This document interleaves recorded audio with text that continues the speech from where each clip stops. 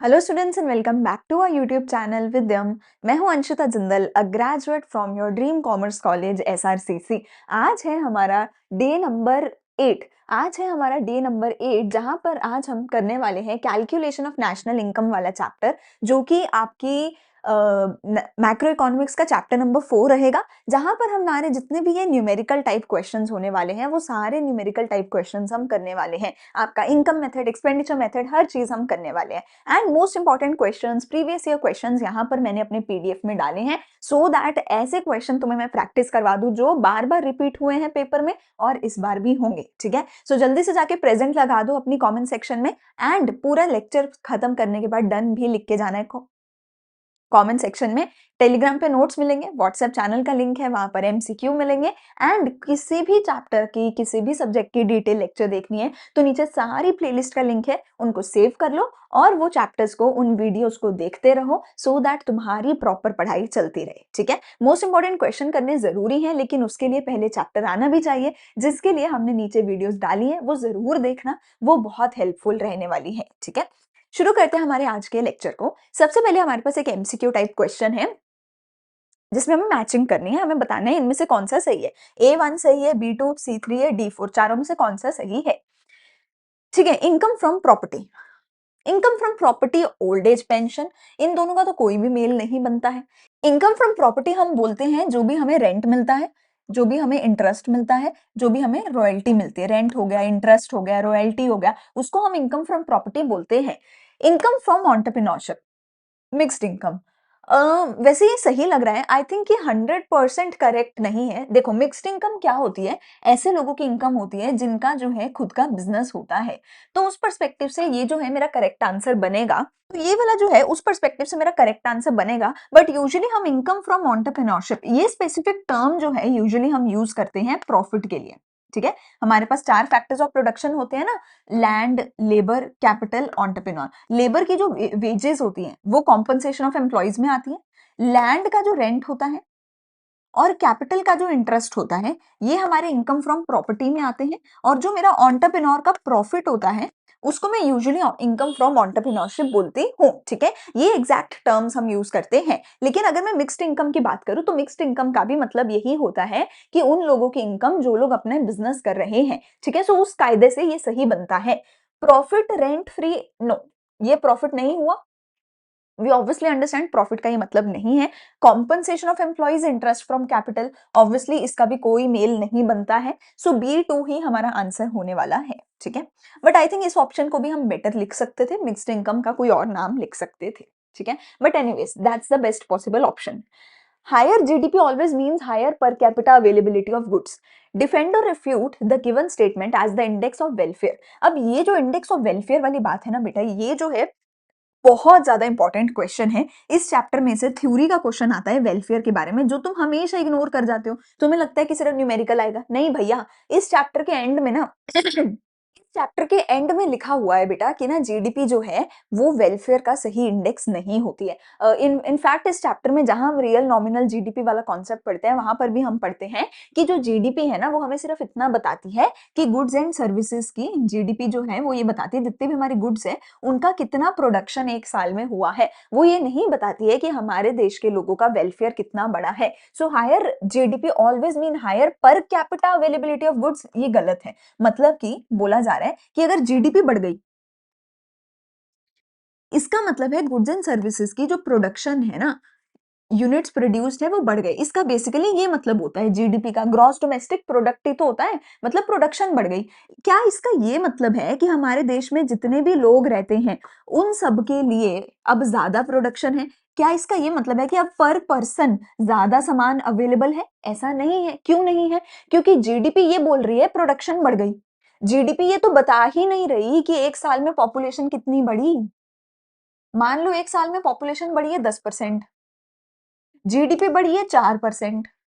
अरे 10% पॉपुलेशन बढ़ने पे उनके लिए प्रोडक्शन भी 10% बढ़ना चाहिए था। फिर तो इसका मतलब वो पॉपुलेशन ज्यादा तेजी से बढ़ रही है, जीडीपी धीरे बढ़ रही है। इसका मतलब पर पर्सन के लिए अवेलेबल रिसोर्सेज की मात्रा कम हो रही है। समझ रहे हो? तो जीडीपी जो है ना, वो सिर्फ प्रोडक्शन की बात करती है, वो पॉपुलेशन की बात करती ही नहीं है। अगर पॉपुलेशन 10% बढ़ी, जीडीपी 4% बढ़ी, मतलब per capita availability of goods कम हो रही है एक साल में, ठीक है ना? इसलिए जो जीडीपी है वो वेलफेयर के बारे में हमें नहीं बताता है। तो हम इस स्टेटमेंट को पूरी तरह से गलत ठहराते हैं, क्योंकि जीडीपी मे और may not affect the welfare of all the sections of society in the same dimension. कहते हैं हर तबके, हर सेक्शन को सेम इम्पैक्ट नहीं पड़ता। जो अमीर है वो और अमीर होता रहता है, जो गरीब है वो बेचारा और भी ज्यादा गरीब होता चला जाता है। क्योंकि जब जीडीपी बढ़ती है तो ज्यादा फायदा और रिच का ही होता है, रिच लोग ही प्रॉफिट बनाते हैं, इनका ही सामान बनाया जाता है, गरीब को कोई नहीं पूछता। This is because a given rise in GDP may not increase the per capita availability of goods due to concentration in a few hands. ठीक है, कुछ ही लोगों का बढ़ता है। For the rest the income may have fallen, गरीब बेचारा शायद और गरीब हो गया हो। ठीक है ना? मान लो एक गरीब आदमी है जिसने 10,000 रुपए कमाए, वो भी जीडीपी में ऐड हो जाएगा।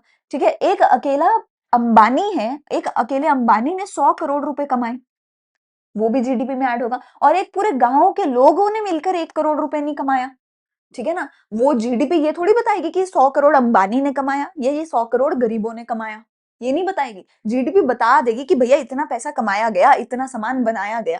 अब वो किसने बनाया, किसने यूज किया, गरीबों के लिए रोटी कपड़ा मकान बना या अमीरों के मॉल बने, बना तो है, जो मर्जी बना हो, गरीबों के लिए बना या अमीरों के लिए हमें नहीं पता। पैसा किसने कमाया उस प्रोडक्शन का, हमें नहीं पता। उससे फायदा किसका हुआ, हमें नहीं पता। उससे पोल्यूशन कितना ज्यादा बढ़ा, हमें नहीं पता। एक्यूआई कितना ऊपर गया, नहीं पता। ठीक है, तो जीडीपी बस इतना बता देगा भैया 10,000 करोड़ की प्रोडक्शन हुई है। वो पैसा किसके पास गया, वो सामान किसके पास गया, उससे क्या बुरा इंपैक्ट हुआ, वो जीडीपी बताता ही नहीं है। इसलिए जीडीपी जो है वो वेलफेयर के बारे में नहीं बताता। एंड मोस्टली रिच और रिच होता है, पुअर और पुअर होता है। ठीक है, गरीबों की तो इनकम उल्टा गिर जाती है। In such a case the welfare of entire economy may not increase despite the increase in GDP. ठीक है, अगला क्वेश्चन, अगला मेरे पास न्यूमेरिकल है जिसमें मुझे net value added at factor cost NVAFC, या सिंपल भाषा में बोला जाए तो एनडीपीएफसी जिसको हम बोलते हैं, वही चीज निकालनी है। ठीक है, तो मुझे ऑपरेटिंग सरप्लस दिया है, इंक्रीज इन अनसोल्ड स्टॉक दिया है, सेल्स दी है, परचेज ऑफ रॉ मटेरियल दिया है, कंजम्पशन ऑफ फिक्स्ड कैपिटल दिया है, सब्सिडीज दिए, इनडायरेक्ट टैक्सेस दिए। सबसे पहली चीज, मेरे वैल्यू एडेड मेथड की बात हो रही है, तो मुझे ऑपरेटिंग सरप्लस से कोई लेना देना नहीं है, ये मेरे इनकम मेथड में आता है। कंजम्पशन ऑफ फिक्स कैपिटल किसको बोला जाता है, जो हमारी डेप्रिसिएशन होती है, उसी का दूसरा नाम होता है कंजम्पशन ऑफ फिक्स कैपिटल। ये चीजें आपको पता होनी चाहिए। सब्सिडीज और इनडायरेक्ट टैक्स ये किस काम आते हैं, ये एनआईटी निकालने के काम आते हैं। डेप्रिसिएशन किस काम आता है, ग्रॉस और नेट का डिफरेंस निकालने में काम आता है। इंक्रीज इन अनसोल्ड स्टॉक क्या है, मेरा चेंज इन इन्वेंट्री हो रहा है। मतलब मैं आपको सारे आइटम्स बता रही हूँ, पहले डी कोड कर रही हूँ। ठीक है, रॉ मटेरियल तो अपना रॉ मटेरियल है, रॉ मटेरियल क्या होता है, मेरी इंटरमीडिएट कॉस्ट होती है। ठीक है, तो सबसे पहले हम यहाँ पर अपनी आउटपुट की वैल्यू निकाल लेते हैं। आउटपुट कैसे निकलता है अपना, आउटपुट का फॉर्मूला क्या होता है, सेल्स जितनी हुई है प्लस अगर कोई चेंज इन स्टॉक हमें दे रखा है वो, प्लस अगर हमें दे रखा है production, production for self consumption अगर हमें दे रखा है, तो इन तीनों चीजों को ऐड करके हम आउटपुट की वैल्यू निकाल सकते हैं। अच्छा, एक और तरीका होता है आउटपुट के सेल्स की वैल्यू निकालने का। सेल्स का फॉर्मूला क्या होता है, प्राइस इनटू क्वांटिटी करके अगर हमें दे रखा हो तो प्राइस इनटू क्वांटिटी करके सेल निकाल सकते हो। पर हमें सेल डायरेक्टली दे रखा है तो मैं सीधा सेल की वैल्यू पुट करती हूँ 10,625। इसमें प्लस करती हूँ मैं change in stock. Change in stock कितना है, 600। ठीक है, तो ये मेरे पास आ गया 11,225, ये आ गया मेरा आउटपुट का वैल्यू। अगर मैं इस आउटपुट की वैल्यू जो कि है 11,225 आउटपुट, अगर मैं इसमें से इंटरमीडिएट कॉस्ट माइनस कर दूं जो कि कितने की आई मेरी 2625, 11,225 में से मैं 2625 माइनस कर दूं। ठीक है, तो ये मेरे पास कितना बना, 112 में से 26 गए।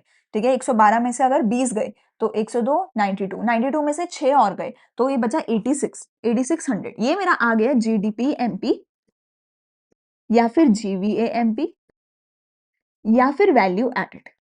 ठीक है, 8600 में से अब मुझे जीडीपी एमपी आ गया 8600, इससे मुझे जाना है एनडीपी-एफसी पे, एनवीएफसी निकालना है, हाँ। ठीक है, इससे मुझे एनडीपी-एफसी पे जाना है, तो ग्रॉस से नेट पे जाना है, मतलब माइनस करनी है डेप्रिसिएशन और एमपी से एफसी पे जाना है, मतलब माइनस करना है एनआईटी। डेप्रिसिएशन कितनी थी, 400 माइनस कर दो, और एनआईटी कितना था, आईटी माइनस एस, 1200 में से 400 गए, ठीक है, 1200 में से 400 गए तो अपना बचा 800। मतलब 8600 में से मुझे अब कितना माइनस करना है, 8 और 4 1200 माइनस करना है, तो 8600 7400 यहाँ पर ये मेरा आ जाएगा एनडीपी एफसी का आंसर। ये 7300 कैसे आ रहा है, डेप्रिसिएशन 500 था, oh sorry, depreciation was 500, so depreciation was 500, तो ये हमारा हो जाएगा फाइनल आंसर यहाँ पे 7300। इन शॉर्ट हमने फॉर्मूला क्या लगाया, सबसे पहले हमें आउटपुट निकालना आना चाहिए, आउटपुट के फॉर्मूलाज मैंने आपको बता दिए हैं, इसमें से आपको आईसी माइनस करना है, ये करके आप जीडीपी एमपी निकालोगे। यही सेम फॉर्मूला लगेगा बेटा जब भी आपका फॉर्म क्वेश्चन आता है वैल्यू एडेड मेथड का, या तो फिर वो सेक्टर वाइज दे देगा, ठीक है, कि कंपनी ए, कंपनी बी, कंपनी सी, या प्राइमरी सेकेंडरी टर्शरी सेक्टर का, उनका अलग अलग से निकालो आउटपुट माइनस आईसी करके, या वो एक ही बारी में दे देगा। तो आउटपुट माइनस आईसी करके जीडीपी एमपी, फिर उससे एनडीपीएफसी, बस इतना ही खेल है और कुछ नहीं है। आउटपुट का फॉर्मूला क्या है, sale plus change in stock plus self consumption, sale का फॉर्मूला क्या है, प्राइस इनटू क्वांटिटी, ठीक है। चलें आगे, फिर हमें प्रिकॉशन पूछी गई है, तो प्रिकॉशन बाय एक्सपेंडिचर मेथड हमें बतानी है। प्रिकॉशन वैसे सबकी सेम ही होती है, ठीक है, आप बस अलग अलग तरीके से लिख सकते हो। क्या क्या प्रिकॉशन है, आप कोई भी चीज लिख सकते हो, जैसे हमारे पास क्या है, इंटरमीडिएट गुड्स की जो भी एक्सपेंडिचर उस पर हम करते हैं वो कभी भी इंक्लूड नहीं होता, ठीक है। Expenditure on purchase of second hand goods जो है कभी भी इंक्लूड नहीं होता। इलीगल एक्टिविटीज के ऊपर कोई भी एक्सपेंडिचर किया गया है वो इंक्लूड नहीं होता है, ठीक है। ओल्ड एज पेंशन वगैरह कोई भी दी गई है वो इंक्लूड नहीं होती है। ट्रांसफर पेमेंट कोई भी दी गई है मतलब कि वो इंक्लूड नहीं होती है, ठीक है। Production of services for self consumption है वो इंक्लूड नहीं होता है। Expenditure on services for self consumption include नहीं होता है, ठीक है। तो ये सेम ही रहती है हमारी जो प्रिकॉशंस है सारे ही मेथड में, बस फर्क क्या है, अगर एक्सपेंडिचर मेथड पूछा है तो स्टार्ट विद एक्सपेंडिचर, अगर इनकम मेथड पूछा है तो start with income, production method पूछा है तो प्रोडक्शन के बारे में बता दो, ठीक है। काम तो सेम ही रहेंगे, काम तो सेम ही रहेंगे। अगर इनकम मेथड है तो ट्रांसफर इनकम हो जाएगी, एक्सपेंडिचर मेथड है तो मैंने ट्रांसफर पेमेंट लिख दिया, ठीक है। Components of profit as per the income method of estimating national income, profit में हमारे पास टोटल 3 चीजें आती हैं। प्रॉफिट को या तो तुम डिस्ट्रीब्यूट कर दोगे, सबसे पहले प्रॉफिट से टैक्स भरोगे, जो भी बचा प्रॉफिट उसको या तो डिस्ट्रीब्यूट कर दोगे या तो रिटेन कर लोगे। ये 3 ही जो हैं हमारे कंपोनेंट हो सकते हैं प्रॉफिट के, ठीक है। सबसे पहले तो प्रॉफिट का तुम टैक्स भरोगे, ये तो कॉमन सेंस से समझ आता है, जैसे ही कोई प्रॉफिट कमाया सबसे पहले उससे तुम्हें टैक्स भरना है, ये तो कॉमन सेंस समझ आती है। सरकार को टैक्स तो देना पड़ेगा। कंपनी के केस में उसको क्या बोला जाता है, कॉर्पोरेट प्रॉफिट टैक्स या कॉर्पोरेट टैक्स बोला जाता है। कंपनी के केस में इनकम टैक्स नहीं बोला जाता है, ठीक है। तो corporate profit tax, taxes imposed on the income made by the companies, ठीक है। फिर जो भी बचा, मतलब मान लो मेरा 1000 रुपए का प्रॉफिट था, मान लो उस पे मैंने 300 रुपए का टैक्स दे दिया, मेरे पास बचा 700 रुपीज। ये 700 रुपीज का क्या करूंगी, या तो अपने शेयर होल्डर्स के बीच में डिस्ट्रीब्यूट कर दूंगी या उससे रिटेन अर्निंग कर लूंगी। तो अगर डिस्ट्रीब्यूट किया उसको क्या बोला जाएगा, डिविडेंड या फिर डिस्ट्रीब्यूटेड प्रॉफिट। डिविडेंड बोला जाएगा या बोला जाएगा distributed profit, the residual profit which is distributed among the share holders.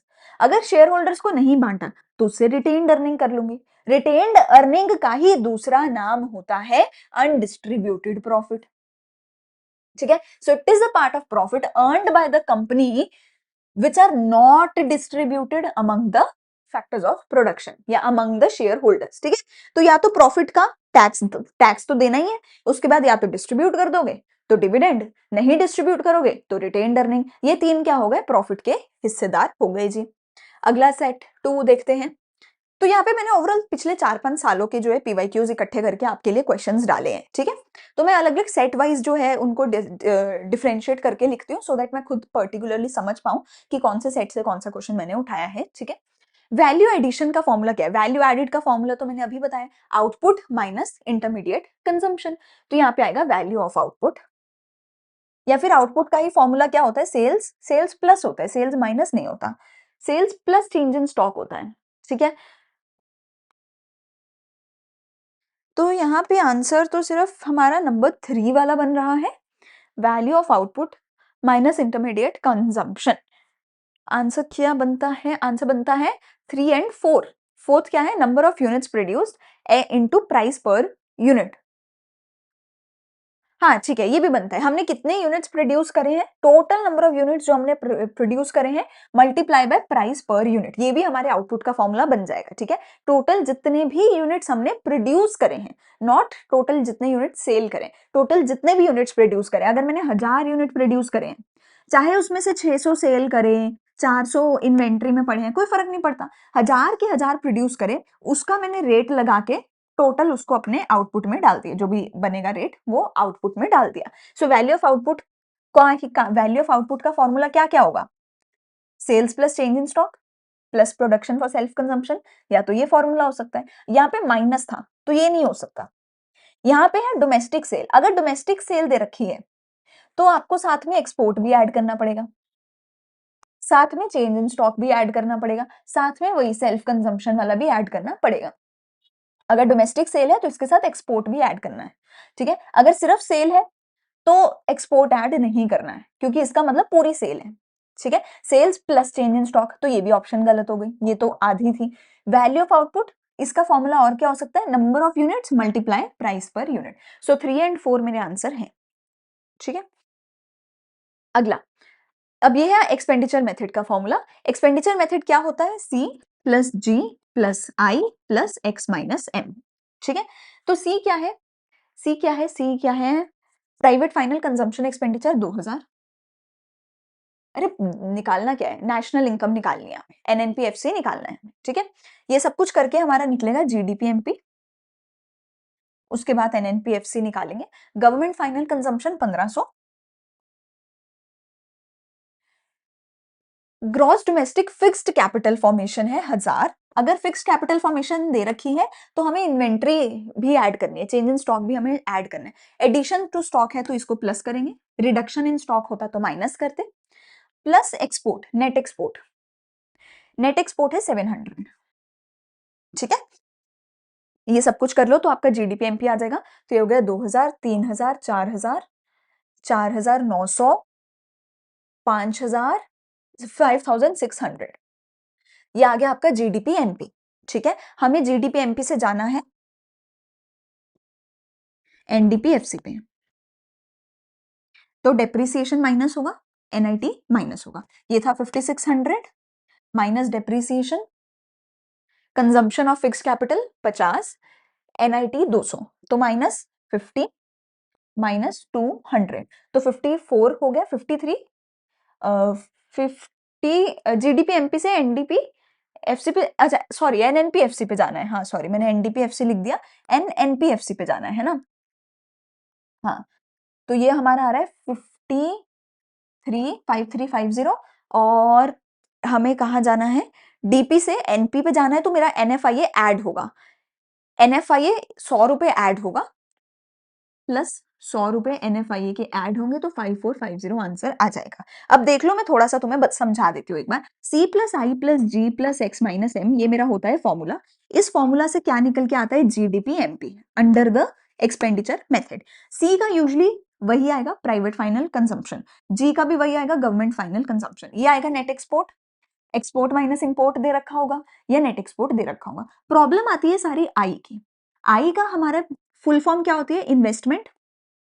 Investment में क्या क्या लिखा आ सकता है? इन्वेस्टमेंट में तुम्हें लिखा आ सकता है ग्रॉस डोमेस्टिक कैपिटल फॉर्मेशन या ग्रॉस कैपिटल फॉर्मेशन। प्लीज मैं तुम्हें रिक्वेस्ट कर रही हूँ, एक बार मेरी बात मान लो और इन्वेस्टमेंट के बारे में जो कुछ बता रही हूँ सारा कुछ नोट डाउन कर लो। जो कुछ बता रही हूँ सारा कुछ नोट डाउन कर लो, चाहे पहले से आता है या नहीं आता, चाहे बुक में है, चाहे कुछ भी है।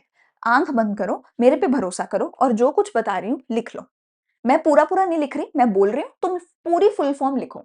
आई से हमारी क्या होती है? इन्वेस्टमेंट। ठीक है, यहाँ लिखो investment.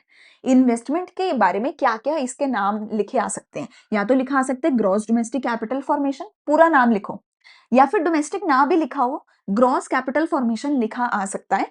Means the same thing, this means the same thing, कोई फर्क नहीं। अगर तो ये लिखा आता है तो और कुछ ऐड नहीं करना, राइट दिस डाउन, लिखो। अगर ये दोनों चीजें लिखी आती है तो बस इसको इंक्लूड करो, और कुछ भी ऐड नहीं करना आई में, हो गई बात। लेकिन दूसरा क्या है, आई जो है, जो जीडीसीएफ है, ये दो चीजों से मिलके बनता है, gross domestic fixed capital formation और हमारा इन्वेंट्री इन्वेस्टमेंट, इन्वेंट्री इन्वेस्टमेंट।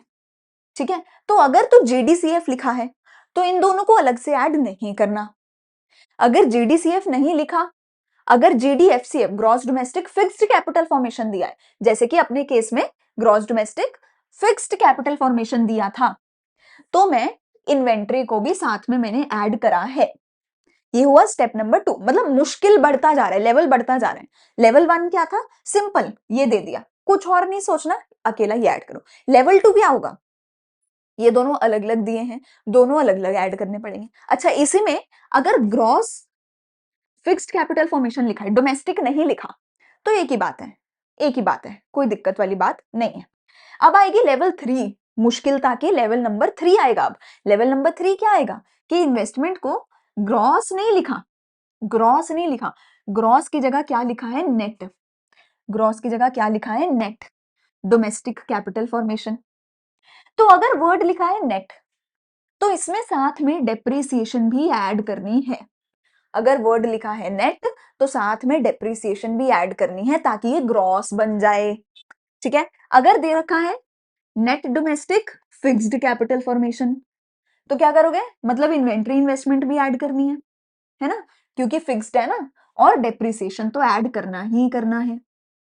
ठीक है, तो अगर ग्रॉस की जगह नेट लिखा आ जाए तो इसमें डेप्रिसिएशन भी ऐड करो और इसको ग्रॉस बनाओ, फर्क नहीं पड़ता फाइनल में क्वेश्चन ने क्या पूछा है, तुम एक ही चीज दिमाग में रखो कि इसमें डेप्रिसिएशन ऐड करो। सही हो गई बात। अब आएगा लेवल 4, जो कि आई थिंक पिछले साल के एक पेपर में आया था, मे बी इसमें क्वेश्चन हो। अब आएगा लेवल 4। लेवल 4 क्या होता है कि ये जो gross domestic fixed capital formation है, इसके भी आगे 3 सब पार्ट्स होते हैं, इसके भी आगे 3 सब पार्ट्स होते हैं। पब्लिक फिक्स्ड इन्वेस्टमेंट, ठीक है, business fixed investment, public fixed investment, business fixed investment, और एक होम से रिलेटेड कुछ होता है, होम से रिलेटेड कुछ होता है, मतलब house hold construction fixed investment, something like this. हाँ, इसमें तीसरा लिखा होता है residential, residential construction fixed investment. ठीक है, रेजिडेंशियल कंस्ट्रक्शन फिक्स्ड इन्वेस्टमेंट, ये है लेवल 4। ठीक है, कि इसके अंदर क्या है, जो फिक्स्ड कैपिटल है, इसके भी आगे 3 पार्ट है, इन तीनों को ऐड करो, इनमें ऐड करो इन्वेंट्री इन्वेस्टमेंट, और फिर जाके आई बनेगा। फिर आएगा लेवल 5। लेवल 5 में क्या होगा, इनको भी ग्रॉस नहीं लिखा होगा, नेट लिख रखा हो सकता है, या तो आएगा ग्रॉस पब्लिक फिक्स्ड इन्वेस्टमेंट, अगर ग्रॉस आया तो डेप्रिसिएशन ऐड नहीं करनी। यहां पे भी आ सकता है net public fixed investment, net business fixed investment, net residential construction fixed investment. अगर नेट लिखा आता है यहाँ पे, तो मतलब इनको भी ऐड करना है, साथ में इसको भी ऐड करना है, साथ में डेप्रिसिएशन को भी ऐड करना है। मतलब 5 लेवल मैंने तुम्हें बता दिए, मुश्किल था कि पिछले साल जो पेपर में आया था 4th लेवल का आया था, मतलब ये तीनों दे रखे थे, ग्रॉस ग्रॉस करके दे रखे थे, इन तीनों को प्लस करना था, साथ में इसको प्लस करना था, फिर आई निकालना था, और उस आई को यहां पुट करना था और काम करना। तो लेवल 4 का तो पिछले साल आया हुआ है, इसलिए मैंने इसको इतने डिटेल में बताया है, वरना मुझे शौक नहीं है भैया तुम्हारा भी और अपना भी टाइम वेस्ट करूं, है ना। बट ये इंपॉर्टेंट है, ये इंपॉर्टेंट है। अगर आपको लगता है कि नहीं समझ आ रहा, बहुत मुश्किल है और मैं 3-4 नंबर छोड़ सकता हूँ, तो आप छोड़ सकते हो। बहुत बच्चे होते हैं मेरे पास आते हैं, वो कहते हैं मैम नहीं, मैं नेशनल इनकम पूरा चैप्टर छोड़ूंगा, मुझे लाने ही नहीं 90%, मेरे को तो लाने ही 80% है। तो अगर तुम वैसे वाले बच्चे हो, तो तुम 4 नंबर अगर छोड़ना चाहते हो, तुम्हारी मर्जी है, ये छोड़ सकते हो। अदरवाइज आई विल सजेस्ट, अगर समझ आ गया है तो कर लो, अच्छी बात ये है ना, कुछ चला तो नहीं जाएगा अपना। सो लेवल 1 क्या था, नॉर्मल ये दे रखा है, कुछ और ऐड नहीं करना। लेवल 2 क्या है, ये दोनों ऐड करने हैं। लेवल 3 क्या है कि ग्रॉस की जगह नेट लिखा हुआ है, तो डेप्रिसिएशन ऐड करनी है। लेवल 4 क्या है, इसके भी 3 पार्ट है, public fixed investment, business fixed investment, residential construction fixed investment. Basically ना जो इसके तीनों पार्ट है वो यही है, रेजिडेंशियल कंस्ट्रक्शन इसका हो गया, हाउस होल्ड का, बिजनेस का इन्वेस्टमेंट वाला हो गया, सरकार का हो गया पब्लिक फिक्स्ड इन्वेस्टमेंट। समझ रहे हो, फिक्स्ड के तीनों पार्ट यही है, CIG वाले। ठीक है, और इसमें भी ग्रॉस या नेट दिया हो सकता है, so you have to be careful. ठीक है, चलो यहाँ पर ये होता है अपना खत्म। जीडीपी एमपी निकाल दिया मैंने अपना 5450, सॉरी एन नेशनल इनकम निकल गई 5450। ठीक है जी, आगे चलते हैं, इसको थोड़ा सा सेट कर लें। चलो अगला क्वेश्चन, अगला क्वेश्चन आता है to arrive at the value of GVFC dash. ये तो आई थिंक हमने पिछली वीडियो में करा ही था, पिछले थर्ड वाले में किया था, तो ये हम छोड़ सकते हैं। आप चाहो तो मुझे इसका जो है कमेंट सेक्शन में आंसर लिख के बताओ, बिकॉज ये बहुत बेसिक वाला है, चैप्टर 3 वाला है, तो तुम मुझे इसका आंसर लिख के बताओ। फिर से आती है प्रिकॉशंस, नेशनल इनकम की प्रिकॉशंस देख लो क्या क्या लिखी हुई है, वही है, सेम ही है। प्रिकॉशन, इंटरमीडिएट गुड्स को नहीं ऐड करना, purchase of second hand goods add नहीं करना, इलीगल एक्टिविटीज से कमाया पैसा ऐड नहीं करना, transfer income, transfer payment add नहीं करनी, ठीक है। कोई भी हमें जो है विंडफॉल गेन्स होते हैं वो ऐड नहीं करने, कैपिटल गेन्स होते हैं वो ऐड नहीं करने, ठीक है। ये प्रिकॉशन जो है ना बेटा, एक बार याद कर लोगे ना 5-7 पॉइंट्स तो याद हो जाएंगे, 5-7 पॉइंट याद कर लो, हो जाएगी। अच्छा, commission on sale of second hand goods add होगी, सेल और purchase of shares debentures add नहीं होगा, commission on sale of shares add होगी, commission on sale of debentures add होगा, ठीक है। तो एक बार याद कर लो, हो जाएगा। अच्छा, अब ये आता है वैल्यू एडेड मेथड का वो वाला क्वेश्चन जिसमें अलग अलग फर्म्स दे रखी हैं, ठीक है। एक्स, वाई और जी 3 फर्म्स हैं, ठीक है। इनका वैल्यू ऑफ आउटपुट होगा, इनका कुछ इंटरमीडिएट कंजम्पशन होगा। Firm X sold goods worth 20,000 to Y, X ने 20,000 की गुड्स बेची हैं वाई को, थोड़ा दूर दूर लिख लेते हैं ना, इतना पास पास तो नहीं होगा, अच्छे से टेबल बना लेते हैं। ये एक्स है, ये वैल्यू ऑफ आउटपुट है, यहां लिखेंगे आई सी, ये वाई है, ये जेड है, ठीक है। एक्स ने 20,000 का सामान बेचा है वाई को, मतलब इसने 20,000 का सामान बनाया है और इसने 12,000 का भी सामान बनाया है। वाई ने 20,000 का सामान खरीदा है तो इसकी 20,000 की इंटरमीडिएट कंजम्पशन है, जी ने भी 12,000 का खरीदा है तो ये इसकी इंटरमीडिएट कंजम्पशन है। वाई ने क्या सेल किया है, 11,000 का सेल किया एक्स को, 35,000 का इसको, तो वाई का आउटपुट कितना हुआ, 11,000 प्लस 35,000। इसका आईसी है 11,000, इसका भी आईसी है 35,000। अब जी ने क्या किया है, जी ने 57 का बेचा है to household for final consumption, G ने 57,000 का सामान बेचा है हाउस होल्ड को, हाउस होल्ड का तो खाता नहीं बना रहे, तो हाउस होल्ड का कोई आईसी नहीं लिखेंगे, बस जी का आउटपुट है 57,000 का। On the base of given transaction calculate the value of GDP MP, value of GDP MP निकालने का फॉर्मूला क्या होता है, जीडीपी एमपी का फॉर्मूला क्या होता है, आउटपुट माइनस आईसी, तो टोटल आउटपुट जितना भी निकला माइनस टोटल आईसी, या फिर तीनों का अलग अलग से निकाल लो, या तो तीनों का निकाल लो और उसको प्लस कर दो, या फिर ये पूरा प्लस कर दो उसमें से ये पूरा माइनस कर दो, ठीक है। आई थिंक ये करके 57,000 ही आंसर आएगा, बिकॉज ये पूरा प्लस करेंगे उसमें से ये माइनस करेंगे, तो तुम देखो ना कट जाएगा ना, ये सारा ये इससे कट गया, ये कट गया, ये कट गया, ये कट गया, बचेगा सिर्फ 57,000, तो आंसर क्या आ जाएगा 57,000, ठीक है ना। आंसर क्या आ जाएगा 57,000। समझ गए ना तुम मेरी बात, कि हमें पूरा वैल्यू ऑफ आउटपुट प्लस करना है, उसमें से पूरा आईसी माइनस करना है, तो आउटपुट और आईसी में आउटपुट माइनस आईसी करना है, तो 20,000 20,000 कट, 11 कट, 12 कट, ये कट, एक ही तो बचा 57,000 ही तो बचा, ये आ जाएगा मेरा आंसर। बाकी मैंने यहाँ पे निकाल के दिखा रखा है, आप देख सकते हो, ठीक है। एक्स वाई जी इनके आउटपुट्स, इनके आईसी, इनका वैल्यू एडेड, ठीक है। वैल्यू एडेड क्या होता है, पेन क्यों नहीं चल रहा, चलो ठीक है, ये हमारा जो है ये आउटपुट हो गया, ये आईसी हो गया, वैल्यू एडेड हो गया। ये वीए हमारा क्या होता है, वैल्यू एडेड क्या होता है, जीडीपी एमपी को ही वैल्यू एडेड बोला जाता है, या जीडीपी, हाँ वैल्यू एडेड को ही जीडीपी एमपी बोला जाता है, ठीक है। अगला, हाँ ये क्वेश्चन की मैं बात कर रही थी, ये क्वेश्चन आया था पिछले साल, ठीक है। तो देखो ये जो है अपना एक्सपेंडिचर मेथड का क्वेश्चन है, जिसमें फिर से सी प्लस आई प्लस जी प्लस एक्स माइनस एम होगा, पर इसमें जो आई है उसमें क्या दे रखा है, फिक्स्ड अलग दे रखा है, इन्वेंट्री अलग दे रखा है। अच्छा, और फिक्स्ड वाले के भी जो सब पार्ट्स होते हैं तीनों, वो तीनों सब पार्ट्स का नाम लिखा हुआ है, ठीक है। देखते हैं, सबसे पहले हाउस होल्ड का क्या है, हाउस होल्ड का, household consumption expenditure 800, government का, गवर्नमेंट का कितना है 270, X minus M net export कितना है, excess of imports over export, excess of import over export मतलब कि इंपोर्ट ज्यादा थे एक्सपोर्ट कम थे, मतलब इसको मैं माइनस का 20 लिखूंगी। जो मेरा इन्वेस्टमेंट है बेटा, इन्वेस्टमेंट क्या होता है, जीडीपी, ग्रॉस सॉरी जीडीपी नहीं, ग्रॉस डोमेस्टिक कैपिटल फॉर्मेशन होता है। ये दो चीजों से मिल के बनता है GD FCF, gross domestic fix capital formation, और inventory investment. Gross domestic FCF भी तीन चीजों से मिलके बनता है।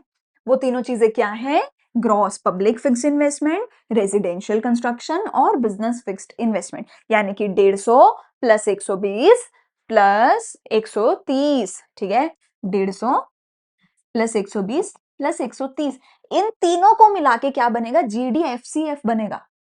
कितना हो गया, 100, 200, 300, 350, 400, इन तीनों को मिला के ये बनेगा। इसमें ये प्लस करो तब जाकर ये बनेगा, तब जाकर ये बनेगा, मेरा इन्वेस्टमेंट्स बनेगा। इन्वेंट्री कितना है, इन्वेंट्री इन्वेस्टमेंट है 50, तो टोटल 450 जो है ये बनेगा मेरा टोटल फाइनल इन्वेस्टमेंट्स।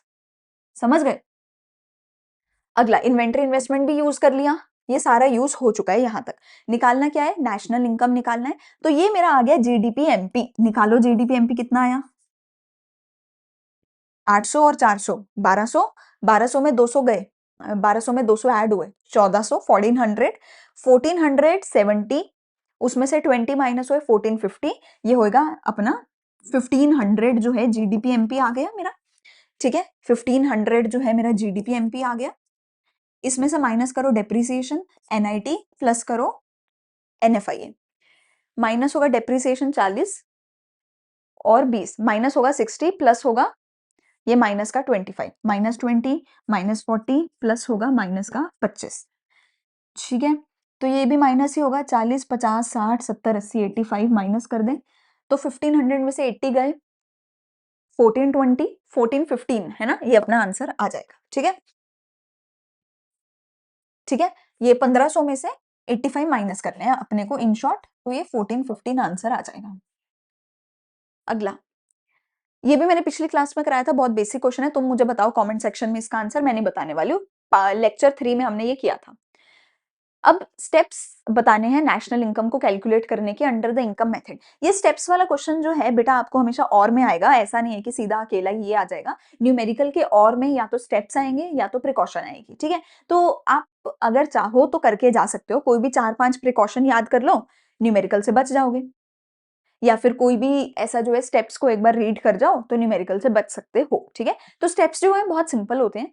अब जैसे नेशनल इनकम है, सॉरी इनकम मेथड है, इसमें क्या करते हो, compensation of employees plus rent interest profit plus royalty plus mixed income, इन सबको प्लस करते हो। ये सारी क्या होती हैं, जो भी आपके फैक्टर्स ऑफ प्रोडक्शन इनकम कमाते हैं, ये वही चीज तो होती है। ठीक है ना, आपके फैक्टर्स ऑफ प्रोडक्शन जितने भी टोटल इनकम कमाते हैं वो यही तो होती हैं। सो अगर हम सारे फैक्टर्स ऑफ प्रोडक्शन की इनकम को प्लस कर देंगे तो मेरा इनकम मेथड के अंदर एनडीपीएफसी बनेगा, इसमें से कुछ चीजें प्लस माइनस करके इनकम बन जाएगी। ठीक है, तो पहले क्लासिफाई कर दो, फिर सारे फैक्टर की इनकम निकाल लो, compensation operating surplus mixed income, अच्छा हाँ इसमें ऑपरेटिंग सरप्लस रह गया था। ठीक है, मतलब वो तो वही रेंट इंटरेस्ट वगैरह ही होते हैं। ठीक है, तो इन सबका सम करोगे तो एनडीपीएफसी आएगा, एनडीपीएफसी से तुम एनएनपीएफसी पे जा सकते हो एनएफआईए को प्लस करके। ठीक है, सिंपल से स्टेप्स होते हैं, कुछ बड़ी बात होती नहीं इसमें। ठीक है, अब ये फिर से वही आ गया जो हमने ऑलरेडी क्वेश्चन किया था, ये क्वेश्चन एक बार फिर से करते हैं। अपना ए, अपना बी है और सी है। ए ने सोल्ड की, एक होगा वैल्यू ऑफ आउटपुट, एक होगा आईसी। ए ने 2000 की गुड्स बेची और 1200 की गुड्स बेची, 2000 की इसको बेची, 1200 की इसको बेची, तो वो इनके आईसी हो गए। फर्म बी ने बेचे हैं 1100 का इसको ए को और 3500 का बी को, सी को, सॉरी 3500 इधर आएगा, 1100 इधर आएगा। अगेन सारा कुछ कट होता चला जाएगा है ना, क्योंकि वीओ माइनस आईसी करना है। फर्म सी ने हाउस होल्ड को बेचा है 5700, तो फिर से मेरा फाइनल आंसर क्या हो जाएगा 5700, बिकॉज ये सारा कुछ आपस में हो जाएगा कट। अगला मेरे पास यहाँ पे क्वेश्चन आता है कि मुझे निकालना है डोमेस्टिक इनकम, एनडीपीएफसी मुझे निकालना है। ठीक है, जीएनपी एमपी मेरे को दे रखा है, डिप्रिसिएशन दे रखा है, GST subsidies NFIA change in stock and unexpected loss of a fixed asset, ये सब मुझे दे रखा है। ठीक है, अब इस सब में से सबसे पहले जो है मुझे लिखना है जीएनपी एमपी, जो कि है मेरा 2500, वहां से मुझे जाना है एनडीपीएफसी पे। मतलब कि डेप्रीसिएशन माइनस करनी है, NFIA माइनस करना है, NITB माइनस करना है। तो सबसे पहले डेप्रीसिएशन देखते हैं कितनी है। डेप्रीसिएशन कितनी है? चेंज इन डेप्रीसिएशन है कंजम्पशन ऑफ फिक्स्ड कैपिटल 200। मुझे सिर्फ डेप्रिसिएशन चाहिए, मुझे अनएक्सपेक्टेड लॉस नहीं चाहिए। अनएक्सपेक्टेड लॉस जो है वो हमारा कैपिटल गेन या कैपिटल लॉस है। यहाँ पे बेसिकली कैपिटल लॉस है। जो भी कैपिटल गेन या कैपिटल लॉस है उसको नहीं देखना, मुझे सिर्फ डेप्रिसिएशन को देखना है। तो मैं सिर्फ डेप्रिसिएशन को माइनस करूंगी। फिर मुझे माइनस करना है NFIA। NFIA as it is दे रखा है 50। फिर NIT। NIT में क्या होता है? IT indirect tax minus subsidies. GST जो है वो मेरा टाइप ऑफ इनडायरेक्ट टैक्स है, तो वो इनडायरेक्ट टैक्स है, ठीक है। 20 माइनस सब्सिडीज 50। बस ये मेरा आंसर निकल के आ जाएगा।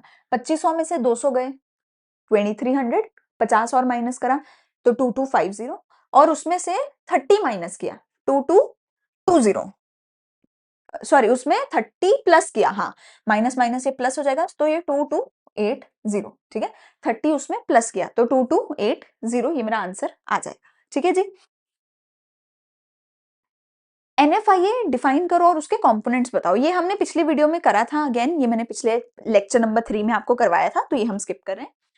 Suppose there are 3 firm. अब यहाँ पर बोला गया है कि सपोज देयर आर 3 फर्म्स, ठीक है, A, B और C। ये जो A, B और C है तीनों, अगेन मैं फिर से आपको सिमिलर जो है टेबल बना देती हूँ। यहाँ पर सेम वही बनेगा, ठीक है। 2000 मतलब टेबल सेम वही बनेगा, लेकिन इसमें जो है अब हमें क्या बोला गया है, इसमें बोला गया है कि आपको NDP-MP निकालना है। अभी हम GDP-MP निकाल रहे थे और मेरा कितना निकल के आ रहा था? 5700 निकल के आ रहा था। इससे मुझे अब NDP-MP निकालना है,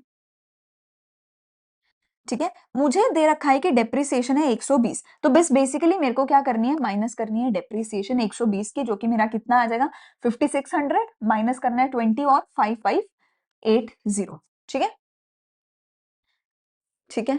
चलो अगला मेरे पास आता है कि मुझे वैल्यू ऑफ सेल्स निकालनी है। अच्छा जी, मुझे पता है कि मेरा VO माइनस IC करके तो आता है GDP-MP। मैंने क्वेश्चन नहीं पढ़ा है, मैं तुम्हें बता रही हूँ बस, ठीक है। GDP-MP अगर दे रखा है तो VO माइनस IC होता है। VO में आता है sales plus change in stock plus production for self consumption. अब देखते हैं एक एक करके क्या दे रखा है। सब्सिडीज दे रखा है, ठीक है। ऑपरेटिंग सरप्लस दे रखा है, ओपनिंग क्लोजिंग स्टॉक दे रखा है, चेंज इन स्टॉक होगा। IC दे रखा है, डेप्रिसिएशन दे रखा है, प्रॉफिट दे रखा है, और NVAFC दे रखा है। मैं NVAFC से ना एक काम करती हूँ, GDP-MP निकाल लेती हूँ, ठीक है। NDP-FC दे रखा है, मुझे GDP-MP निकालना है, तो यहाँ पे डेप्रिसिएशन प्लस होगा, ये तो सेम ही रहेगा, और यहाँ पे NIT प्लस होगा, ठीक है, ठीक है। तो NDP-FC दे रखा है 2000, इसमें डेप्रिसिएशन प्लस करो 700, इसमें NIT प्लस करो, सब्सिडीज है 200, इनडायरेक्ट टैक्स नहीं दे रखा है, operating surplus, opening closing stock, IC, हाँ इनडायरेक्ट टैक्स नहीं दे रखा है, तो मैं इनडायरेक्ट टैक्स को 0 मानूंगी और उसमें से सब्सिडी माइनस करूंगी 200। सो 2700 माइनस 200, 2500। तो मेरा GDP-MP कितना आ गया? 2500। GDP-MP is equal to VO minus IC, ठीक है। 2500, अगर मैं इसमें से इधर ले जाके IC को कर दूं प्लस, IC कितना है? IC है 3000, तो अगर मैं इसमें से IC कर दूं 3000 प्लस, तो ये मेरा आ जाएगा 5500। क्या आ जाएगा? Value of output. Value of output का फॉर्मूला क्या होता है? Sales plus change in stock, ठीक है। सेल्फ कंजम्पशन तो दे नहीं रखा, सेल्फ कंजम्पशन तो देख नहीं रखा है। अब देखो operating surplus I don't need, profits I don't need, वो मुझे सिर्फ जो है कंफ्यूज करने के लिए डाला है, ठीक है। अभी मेरा वैल्यू ऑफ आउटपुट कितना है? 5500। This is equals to sales plus change in stock. Sales नहीं पता तो मैं उसको सेल्स ही लिख रही हूँ। चेंज इन स्टॉक कैसे निकलेगा? चेंज इन स्टॉक कैसे निकलेगा कि मेरे पास पिछले साल का जो स्टॉक पड़ा था वो हटा दो, इस साल जितना स्टॉक एक्स्ट्रा मेरे पास आया है वो ऐड कर दो। तो पिछले साल का जो स्टॉक था वो मेरा ओपनिंग होगा, जो इस साल का है वो क्लोजिंग होगा। तो 600 माइनस 100, 500, ठीक है। तो चेंज इन स्टॉक कितना है? 500। 5500 में से 500 गए, सेल्स कितनी आ गई? 5000, ठीक है। सेल्स कितनी आ गई मेरी? 5000, ठीक है? तो यहाँ पे मैंने फ़ॉर्मूला लगाया, सबसे पहले एनडीपी-एफसी से मैंने जीडीपी-एमपी निकाला, फिर जीडीपी-एमपी पे मैंने फ़ॉर्मूला लगाया वीओ माइनस आईसी का, वैल्यू ऑफ आउटपुट पे मैंने आगे फ़ॉर्मूला लगाया sales plus change in stock का, जहाँ से मैंने फाइनली अपनी सेल्स निकाली है, ठीक है? तो यहाँ पे हम आज के लेक्चर को करते हैं जी खत्म, ठीक है? मुझे बताना आपको कोई भी अगर डाउट है किसी भी चीज़ में, मैंने आपको ऑलरेडी बहुत सारे न्यूमेरिकल्स हर तरीके का करवा दिया है। स्टिल आई एम थिंकिंग कि एक और वीडियो मैं ले आती हूँ, जहाँ पर मैं और बहुत सारे न्यूमेरिकल्स प्रैक्टिस करवाऊँ, बिकॉज़ फॉर्मूला याद होना, उसको इम्प्लीमेंट करना एक बात है और प्रैक्टिस करना एक बात है, बिकॉज़ जितनी ज़्यादा प्रैक्टिस करोगे, उतना बेटरमेंट आपका होता चला जाएगा। So please do let me know अगर आपको एक और वीडियो चाहिए न्यूमेरिकल्स की, मैं और एक वीडियो लेकर आऊँगी और बहुत सारे न्यूमेरिकल्स लेकर आऊँगी। अगर कोई भी डाउट है, तो आप कमेंट सेक्शन में अपने डाउट्स पूछ सकते हो। अगली वीडियो में कुछ और लेक्चर के साथ, मैं तुम्हें मिलूंगी अगली वीडियो में अगले लेक्चर के साथ। तब तक के लिए अच्छे से पढ़ाई करते रहो। कमेंट सेक्शन में डन लिख कर जाओ कि पूरा लेक्चर कर लिया है। मिलते हैं अगली वीडियो में। Thank you, bye bye.